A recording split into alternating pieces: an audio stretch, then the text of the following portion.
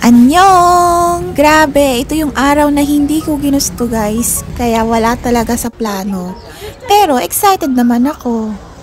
Spring season na talaga ngayon dito sa Korea.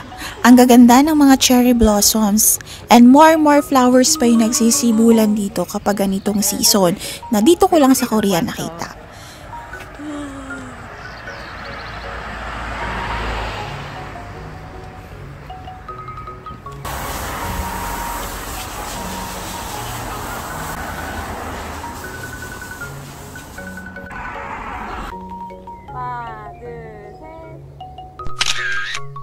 Na-excite ako ngayon guys kasi new experience na naman ito para sa akin. Mag-hiking daw kami ngayon ni Yejin and her mom. At grabe, natutuwa talaga ako sa kanilang mag-ina. Nakikita ko kasi yung bonding namin ni mama sa kanilang dalawa. Hi, bigla ko tuloy na miss si mama. Ganyan na ganyan kami noon. Parang magkapatid lang din kami. Soon, pag nandito na si mama sa Korea, walking lang kami, hindi hiking. Or maybe tanungin natin kung gusto ba niya mag-hiking. Alam nyo ba, iisipin ko pa lang na hiking or maglalakad ng pagkahaba-haba tapos may pataas pa, parang ayoko na kako. Pero dahil sa stressed ako, naengganyo akong subukan. Gusto ko malaman anong pakiramdam. Ganun kasi akong tao, masyado akong curious sa bagay-bagay. Nung bata pa ako, kapag sinabi ni mama na wag ako pumunta doon, dahil sa curious ako, ano bang meron doon, bakit? Pupunta pa rin ako. Kaya ang ending, pag uwi ko, may palo award ako. Ako kasi talagang pinakamabait na anak niya. Kaya ako rin ang may pinakamaraming award. Sinturon, walis, tsinelas, hanger, name it. Na-receive ko lahat ng award na yan. Best sa lahat ng best. Kabaliktaran ko guys mga kapatid ko. Ewan ko ba, kanino ako nagmana? Tanong din lagi ni mama sa akin yan noon. Kanino nga ba? Sila, ready sila. Nakapang hiking shoes sila. Samantalang ako, naka-sneakers. First timer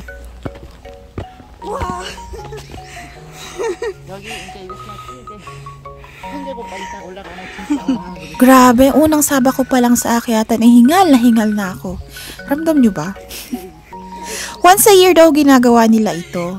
Binibiro nga nila ako na baka ito na daw yung first and last hiking ko. Kako, pag-iisipan ko pa. Kita at ramdam siguro nila yung pagod ko, no?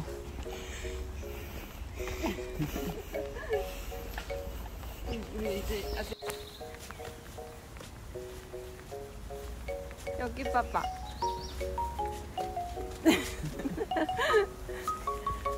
우리 이제 아직 멀쩡할 때? 뭐가 멀쩡할 때? 막 괜찮을 때? Alam nyo ba, majority talaga sa Koreans mahilig mag-hiking. Gustong-gusto kasi nila yung active lagi yung katawan nila. Yan ang napansin ko sa kanila kaya maski may mga kotse sila, pinipili pa rin nilang maglakad. Samantalang ako, naghahanap pa ng tricycle dito. Kaloka. Tapos maski may elevator or escalator naman, naghahagdan pa rin sila. Para sa akin weird yun. Pero ganun sila Ibang-iba sa kultura na kinalakihan ko talaga. Although, meron din namang pagkakaparehas sa ibang bagay, kagaya na lang ng pagrespeto sa kapwa at sa matatanda.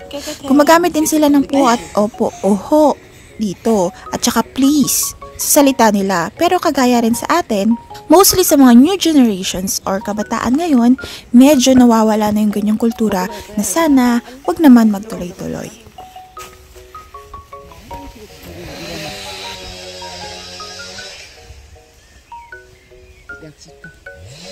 Habang nagtatagal ako dito sa Korea, mas naku-curious ako sa mga bagay-bagay dito. May mga kultura sila na di ko naiintindihan, palibasa, iba nga sa kultura na kinalakihan at kinamulatan ko. Ang dami ko pang kwento sa inyo about sa kultura nila base sa experience or nakikita ko dito. Mag-comment na lang kayo ha kung gusto nyo ikwento ko or ano gusto nyo malaman.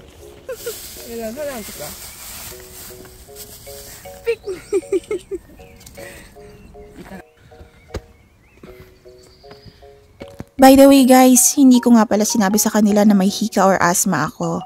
Ayoko kasi maging burden nila ako or maawa sila sa akin.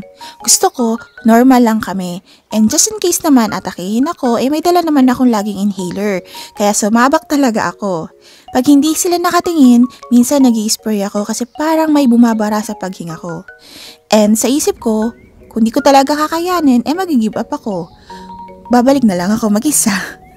Pero sa awa naman ng Diyos na kaya ko rin guys, narating natin ang 448 meters high.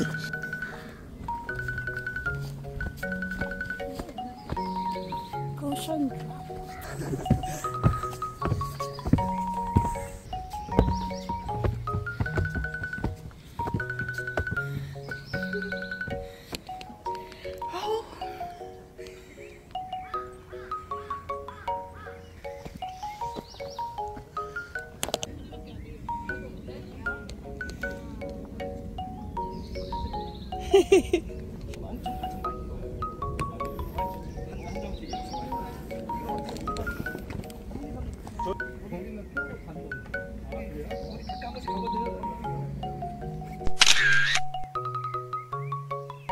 Akala ko, ito na yung peak.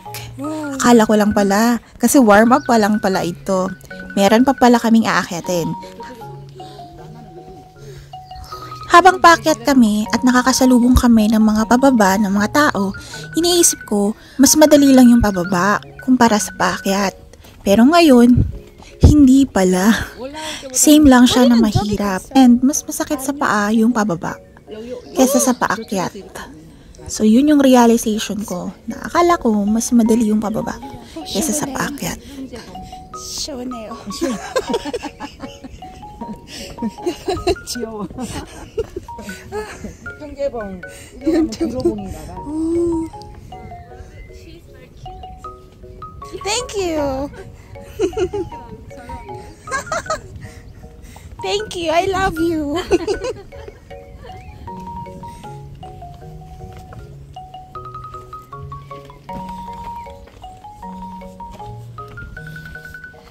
여기 이정표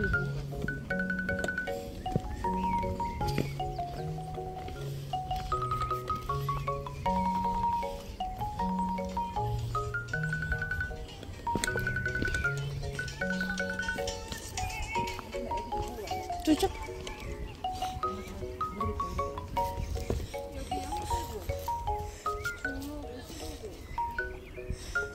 달림길. 이거 그럼 딴 데 아니야?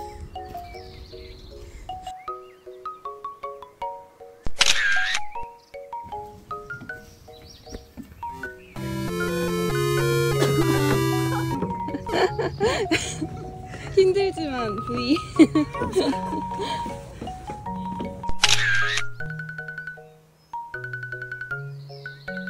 Last na talaga, ni-reach lang kasi nila yung goal nila na 7 kilometer na walk. Na umabot din ng 3 hours. Kasi mag 9 AM kami nag-start mag-walk at ngayon mag 12 PM na. My God! First time ko talaga to!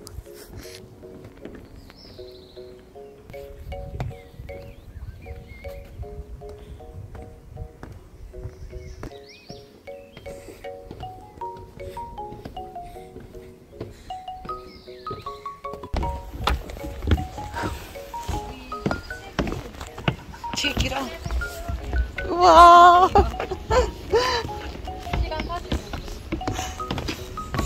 Finally guys, nandito na kami sa Kapatagan. Time check, 12:09 PM.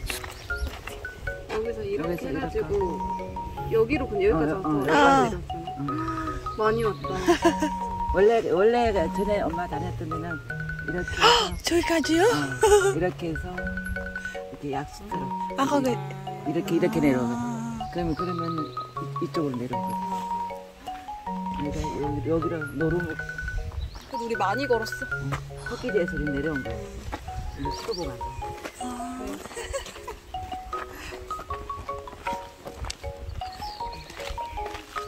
여기가 시루봉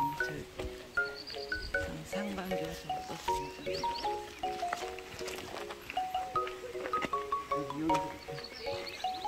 반딧불이 화장실에서 이렇게 이렇게 훈계봉에서 양주제 토끼제 토끼지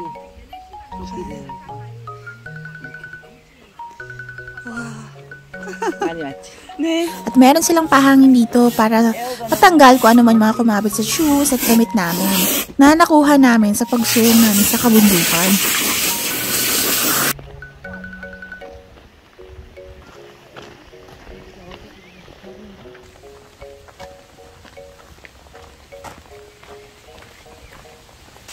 Grabe, nakaka-relax yung tunog ng agos ng tubig. Parang gusto kong maglublob.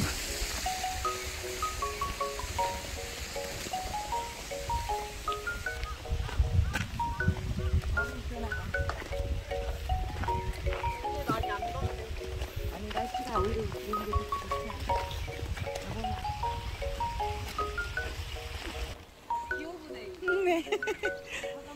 기어분행이야? Suwon bike.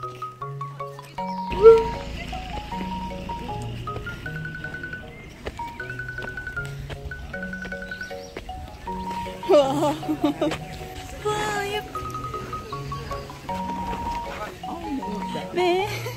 And ito yung pinaka-best sa lahat ng gala, ang food trip. Pero di pa rin naman talaga ako gutom this time. Pagod lang talaga ako. Nararamdaman ko na gusto ko nang matulog sa sobrang pagod. Pero dahil sa mukhang masarap yung foods nilantakan ko na rin. Tapos libre pa. Sila lahat ang nagbayad. Mula sa water, merienda, or snacks namin, hanggang dito sa lunch, may pa-coffee pa sila. Dessert daw namin mamaya. Siyempre, ang in-order ko pa rin yung favorite kong bubble tea. Bigla akong na-miss si Baby Aiko. Ito kasi yung lagi namin in-order. Tapos, sabi ng mama ni Yejin, sa akin na lang daw itong mga itlog. Natuwa naman ako kasi hilig ko talaga yung itlog. And ayun, nauna na ako umuwi sa kanila. Kasi kami naman ni asawa magdi-date pag uwi ko. Pampalubag-loob ko yun sa kanya guys. Kasi maski di niya ako pinayagan ngayon, tumuloy pa rin ako. Word lang daw kasi siya sa akin. Ay sus! So hanggang dito na lang muna ang vlog natin. Hanggang sa muli. Annyeong!